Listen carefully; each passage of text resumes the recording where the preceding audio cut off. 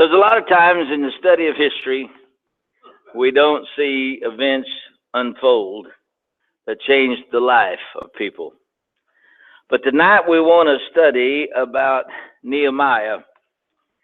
If you don't remember, Nehemiah was the house servant for the great king Xerxes. And as he was there in the city, he petitioned his master for his country and nation, Israel. And he was given the privilege and the opportunity to return to the land of Israel and there make a report when he came back so that they could rebuild the walls. He did. Then when he came back, he was given permission by the king and money to go and rebuild the walls and do what he could for a certain period of time. So that's where we pick up on the story tonight in Nehemiah, the 4th chapter and the first 6 verses.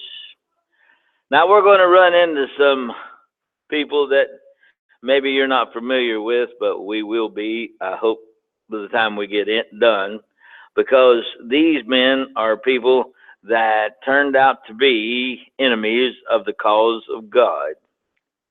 And we need to discuss them and see how they affected the work that was done and caused people not to do what God wanted them to do or tried to.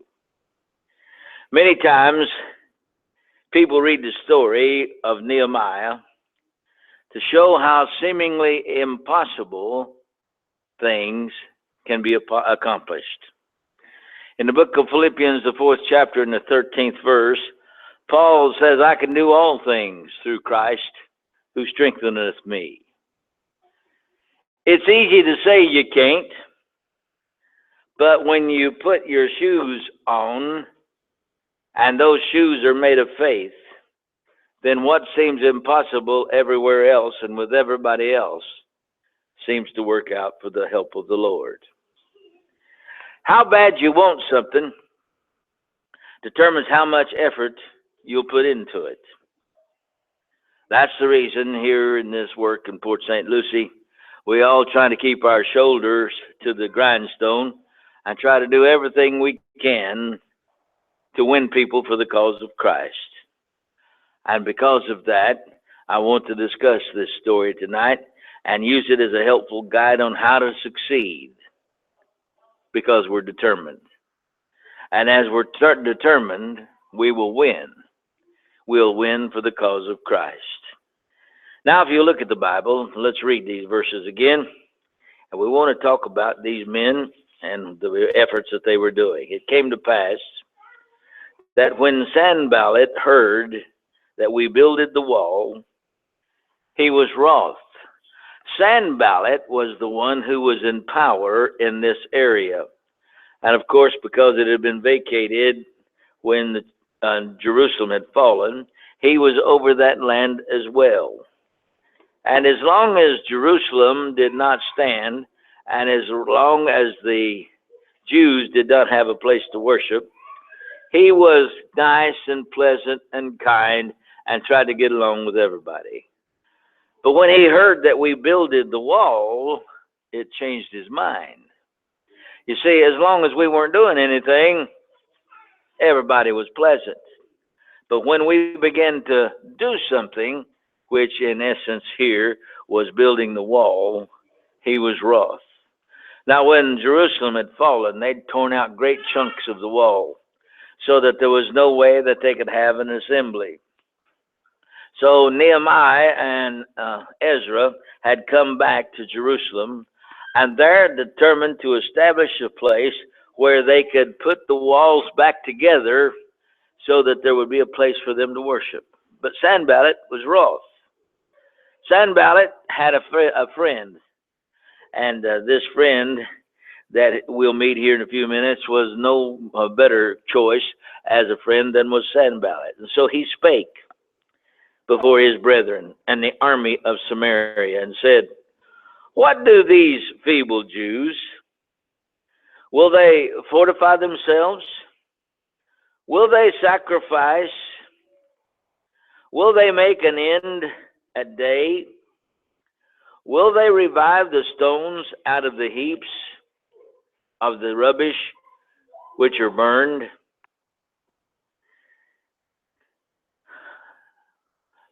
Now Tobiah, the Ammonite, was by him. And he said, even that which they build, if a fox go up, he will even break down their stone wall. Now, you know, if you're building a stone wall, and the cement and the mortar that you're using is so weak and powerless that it won't form adhesion to those block and brick above it and below it, it would be something that would be easy for a fox to go up against it and break it back down again. So Tobiah and Sanballat didn't show much concern for the work that the Jews were going to do. So Nehemiah begins, "Hear, O our God, for we're despised. And we pray that you turn their reproach upon their head and give them for a prey in the land of captivity. And cover not their iniquity, and let not their sin be blotted out from before thee. For they have provoked thee to anger before the builders." When old Sanballat came out and made a big speech in front of all the people that were there to help rebuild the walls, all he was wanting to do was demoralize everybody.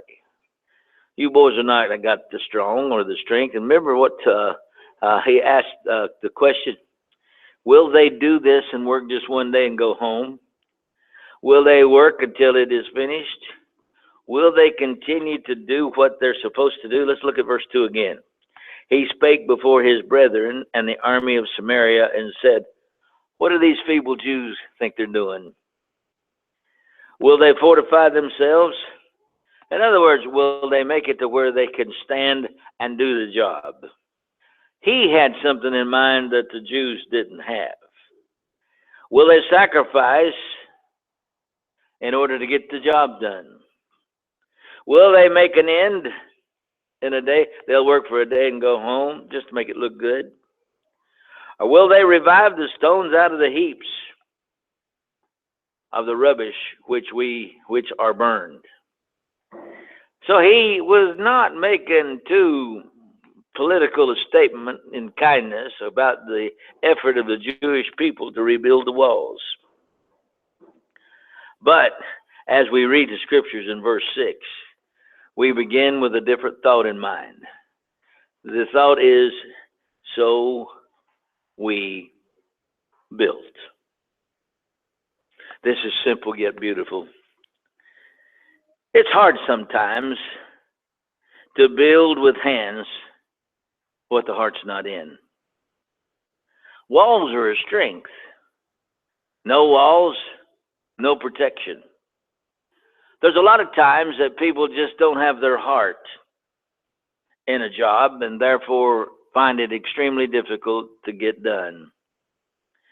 Satan takes the joy out of salvation and the desire out of the effort by making fun of the task. When the apostles started the church in the city of Jerusalem, they were 12 unlearned and ignorant men with no political power and pull, no family status, no wealth or increase in goods. And everybody's kind of standing around trying to figure out what they were doing. And they made fun of the Lord's church as it came into existence. So often the devil pulls us around and causes us to think that the effort for the cause of Christ is remiss. And we just can't get it done. And because it's such an impossible task, we ought to just lay our trowels down and go home. And when we see these circumstances and situations, and we see men that are determined to continue the battle for the cause of God, we see that there are people who have intentionally determined to do the work of the Lord, who have put their hearts in their head so that they have an intention to do what God has commanded. And then all of a sudden, the task that seemed to be impossible may not be that impossible. You see, Sanballat knew what it would take to succeed. He said they need to fortify themselves. They need to make sure that they have the conviction necessary to get the job done. If they don't do that, then they're not going to complete this work. If they suffer a little persecution, at the drop of a hat, they're going to be done. If they have just a little time off when they have an ability to stop and think, they'll lay down their trowels and think that it's an impossible task, because when you look around you, the holes are awful big, and they're gaping holes, and there's not enough of us to do the job, and we're not ready to put up the sacrifice that is needed to get it done. Sacrifice? Yeah. That's what it takes to build the cause of Christ. If there's no consistent effort with sacrifice in mind, it just doesn't happen. I talk to people who travel back and forth from Tennessee to Florida and from many other states, and they'll tell me about the large congregations of the churches of Christ in certain areas, and my mind always goes back to the same premise. Wonder how many people sacrificed their lives to make sure those congregations existed. And now there are people amongst them who have taken over these places and now inhabit those buildings who didn't have to sacrifice anything. They didn't have to give up anything. There's nothing that it cost them. They just came and inherited it, the place, the building. They didn't have to make sure that the mortgage was paid. They didn't have to make sure that all the things were ready. Nobody amongst them had done any of this work, and therefore it was nothing that meant much to them. But somebody, somewhere, sometime in previous genealogies before them had made a supreme sacrifice for these congregations to exist and to grow to a size and to last for a time, so that the gospel of Christ could be preached and the people in that area could hear it. In the effort in one day, there's no victory that comes overnight. It may take 2 or 3 generations, and that's what you usually have when you find a congregation of the house of God with faithful preachers and faithful members who have determined to serve God. It doesn't matter what it costs and what difficulty they are involved in and how much sacrifice it takes to get the job done. And determination, fortifying themselves, they're going to get it done. They're going to do the work. They're going to be faithful to the Lord. They're going to stay faithful to the cause of Christ. And they don't expect it to happen overnight, because they can build the Lord's church after the pattern of the first century. They could bring into and can bring into existence what had been in existence some 2,000 years ago that now no longer exist in the place where they assemble. And because they have the determination, because they have the will, because there is nothing that's too great to cause the work not to be successful, because they just won't go on for a few years and then throw in their towel and give up and go home. The sacrifice one of these days will pay off for members of their family and their families' families and their children's children, that they who extended themselves and went far beyond the call of reason had brought into existence. And the devil's going to be there. The devil and all the foes of hell will conspire against the Lord. They don't care if it's a good work. They don't care if it's a successful effort. What they want to do is to make sure that those who are trying to do the will of God will not have the attitude of heart and the readiness of mind to begin to build. Many put down an effort and allow others to badmouth it and let on like that it's not going to continue, that it can't exist, that it will never be successful, because they are talking about generally denominationalism as the world sees religion. But when you talk about the sect that was everywhere spoken against, you're talking about the Church of Christ. And if there's any place that the Church of Christ was destined to fail, it would have been in the city of its origin, amongst the people in whom it first came into existence, if it was never going to succeed. They tell us that in the city of Jerusalem, there were 300 or 400 synagogues. There was something like 3,000 to 4,000 priests.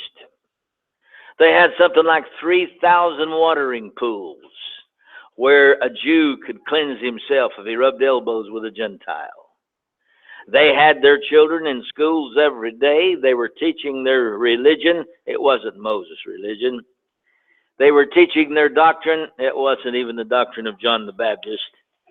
They were teaching them their religion, and when the call came from heaven, as the Spirit of God came in baptismal measure and lighted upon the apostles of Jesus Christ. If you had prognosticators like they have today on these news medias, it's always interesting to me who is there to make the counselors have the ability to give that advice. You have the defeatist. You have the naysayers. You have those that say it just can't succeed and it's no possible way for it to be done. And you have people who have so much brain power that they have no compassion or feeling or emotion for the effort that's being put in place. And so they quickly begin to tear down and destroy everything that's trying to go. It's easy to find fault when your heart's not in the effort. It's easy to find fault, especially when the going gets hard. If it was easy and it was a bed of roses and it was something that would come along with no effort and everybody would join in and pat us on the back and say, you know, yeah, you're doing a fine job, but we forget our name. Oh, yeah, it's called the Church of Christ. But the Church of Christ was described. We don't see the effort that went on in Jerusalem. We don't see what it cost for the church to start in Antioch. We don't understand how that the church had such a great success amongst people who would have determined and did determine to put it out of existence in the first year of its existence. We don't see. Look at Acts 28 and 22. If I'm not mistaken, that's where the Church of Christ has a name. And when it's given this name, we have to realize, therefore, that we are involved in this effort. Acts 28:22. But we desire to hear of thee what thou thinkest. For as concerning this sect, we know that everywhere it is spoken against. Somebody give us a break. Nobody amongst those people ever gave the Church of Christ the odds of being successful, the odds of continuing. Then if you bring along the powers of the devil, the nobility of Rome, and the military strength that she possessed, with the Jews against us, with the law of Moses and all those priests successfully instated in Jerusalem, with everything that we've got going wrong, there arises in Jerusalem a man by the name of Saul of Tarsus. Do you know what Saul of Tarsus did for a living? he went everywhere he could to destroy the church of Christ. He got letters from the Sanhedrin. And not only was he leading the chaos and the confusion in the city of Jerusalem to try to destroy the effort there, but when they would hear of a church of Christ that existed in some other city, he'd get letters from the Sanhedrin, who was the political power of the day, that would give him the right to go to that city and put those people who were members of the Lord's church in jail, to take their houses and their kids, to burn them down and destroy their food, and take their animals and sell them and give the money to the Sanhedrin. And the Bible teaches that this man Saul was effective. In fact, so effective was Saul of Tarsus that the Church of Christ had a pet name for him. They called him the Mad Dog of Benjamin. How in the world, with all of these things going against the body of Christ, where men who started it had no way to ever be successful, where they couldn't appeal to one of their friends on the Sanhedrin, where they couldn't call in one of the government officials from Rome who had some political power, they had nothing and nobody. And it was such that they had gained for themselves a new appellation, the sect that was everywhere spoken against. You know, you can dry up the strength of an effort because people just don't care enough to make sure that it's going to work. It's just too much work for us. We got time to work on our jobs. We got time to make a paltry dollar, but we don't have time to make sure that the cause of Christ and the work of Christ go forward. We don't have time to attend the services. And you know, every time we miss a service, every time we're not here when the assembly comes together, we drive another nail in the coffin of the effort for the cause of Christ. Because if it's too much, and we have to pay just a little effort to get it done, and we've got other things we'd rather do, we're always ready to give up too easily and let it die. Well, we can't miss it because it was never in our heart to start with. We can't feel badly about our children because we just figured our children had to make it on their own, and we don't have any reason or effort behind us to try to cause them not to be lost when they give their soul and spirit back to God at the day of death. We can't ever give up on God. And the Bible teaches, Paul speaking, if Christ was this way, he would have never climbed the tree of Calvary. What would you think of God? Paul said in Romans 8, if he be for us, who can be against us?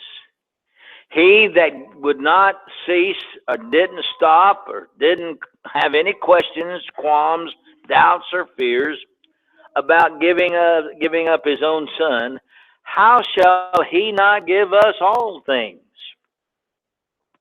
I'll tell you how. With our heart not in it, with us not fortifying ourselves, with us not willing to make a sacrifice, with us going to give it a try for a day or two and just see if it works. If we don't have victory overnight and the walls are punched out by the amount of people that are inside, if we can't rebuild the church after just a little bit of effort, a little bit of time, and a little bit of money, if we can't make it work in 5 or 6 years, we're just going to quit. You know, there's a lot of people that I run into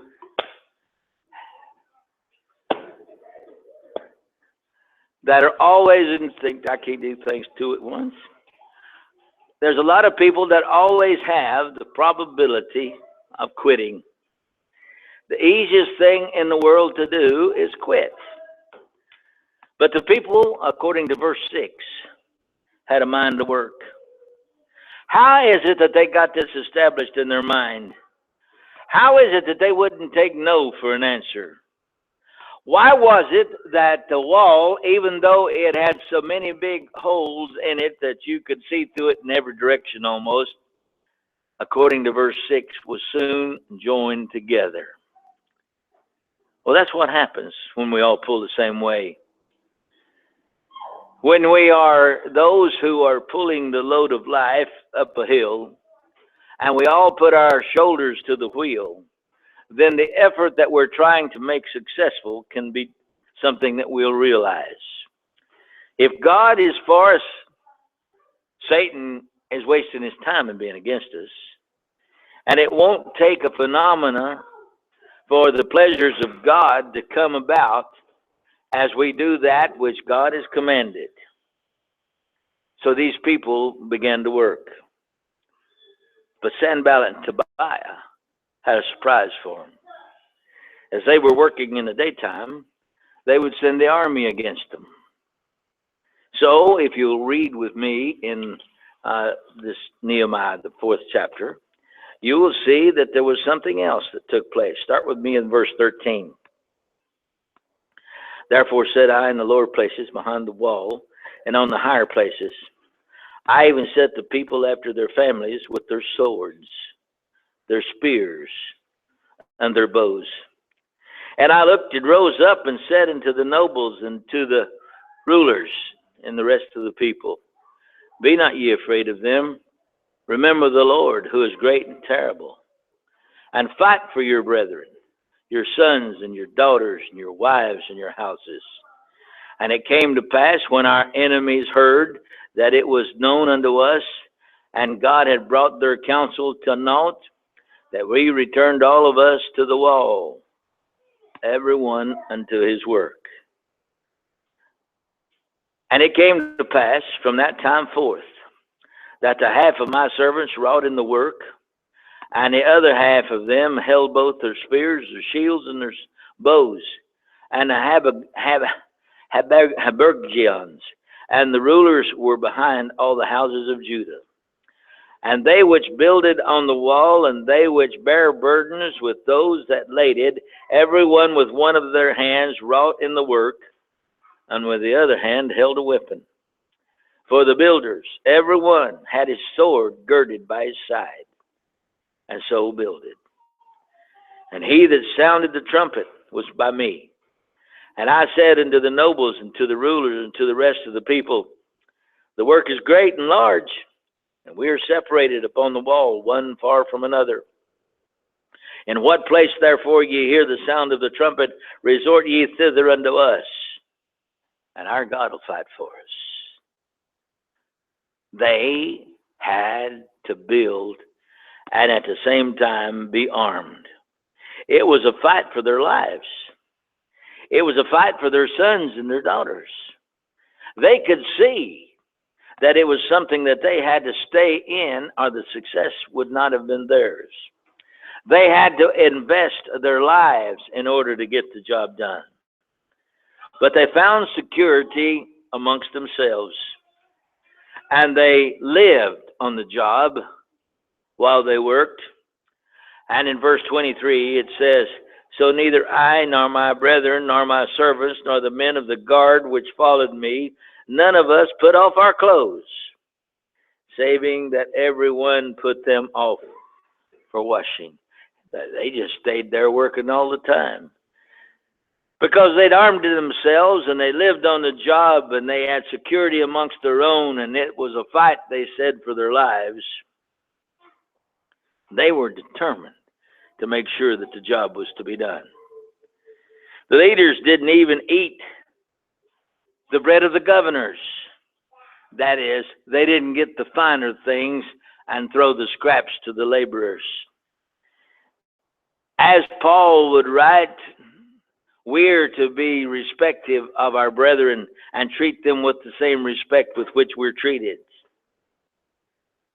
And when Sanballat and Tobiah found that they were not stopping the effort, and the walls were being closed around them, and the Jews were being successful in what they did, they came up with a new idea.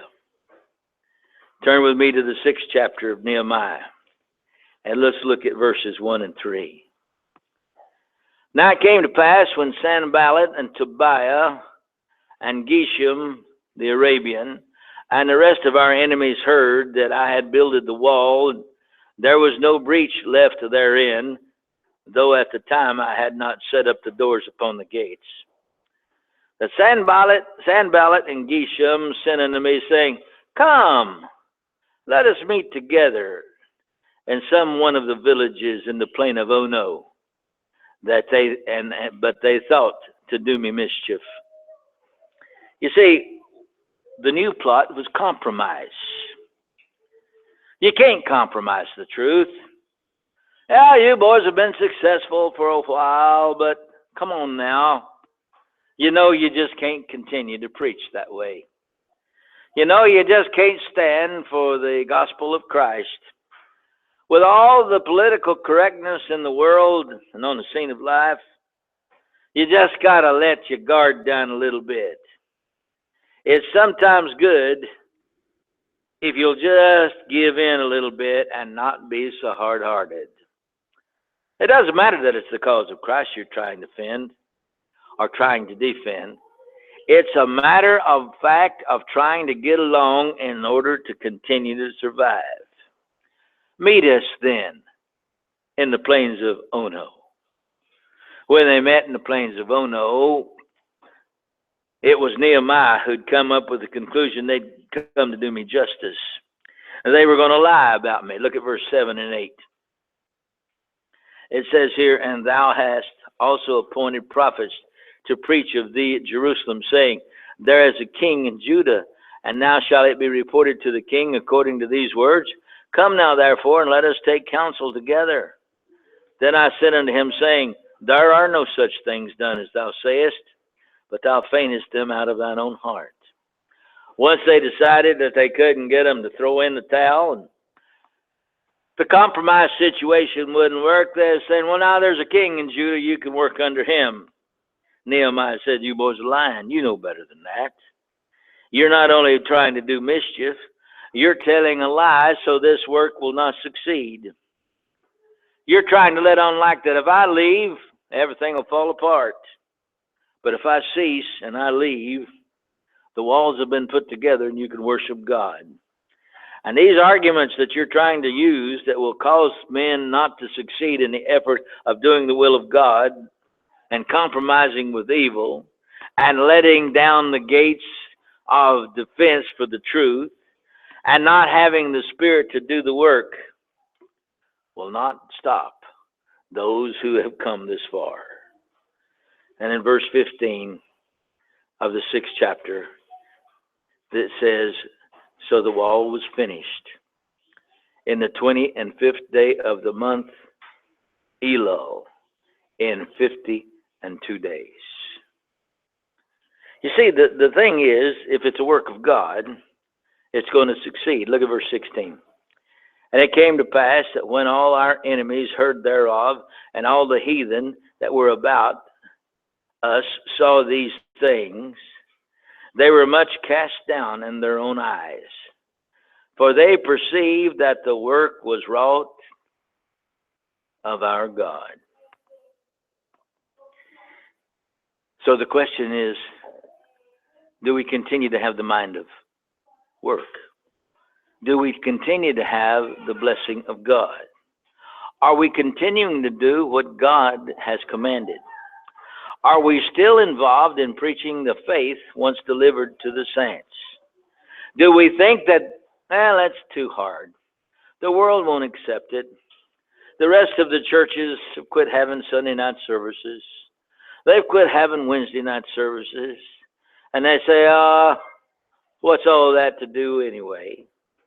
And if somebody comes there and they wants to put on their little show, they call that special music. Or if they want to put on a little egg hunting on Easter, what difference does it make? You can't be hard-hearted all your life. You have to let on like that these things are so important, but they're not that important. Give in a little bit and you'll win. But they continued to work. in the way that God had commanded. And they continued until the wall was finished. And the results of finishing the work was that the heathen who had tried to stop the effort of God in restoring the temple in Jerusalem as a place where the Jew could worship God, had one thing to say that could not be denied. God must be in that work. We have to understand that to continue to do the will of God may not pay off in this generation. It may not be that is acclaimed. It may be something that a lot of people won't appreciate.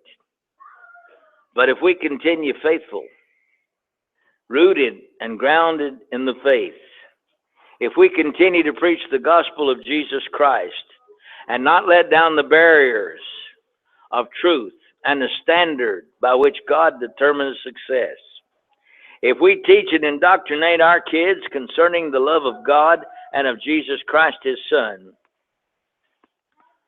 one of these days, the work will be as the world would conceive of it, as successful. I was talking to the lady on the radio program the other day. I don't know if you paid much attention to this or not, but the Methodist had been on, they said, for 40 years on Sunday morning. They're no longer on. They've gone off. Do you know how long we've been on the radio station? They won't tell you, but I will. We started there in 1972.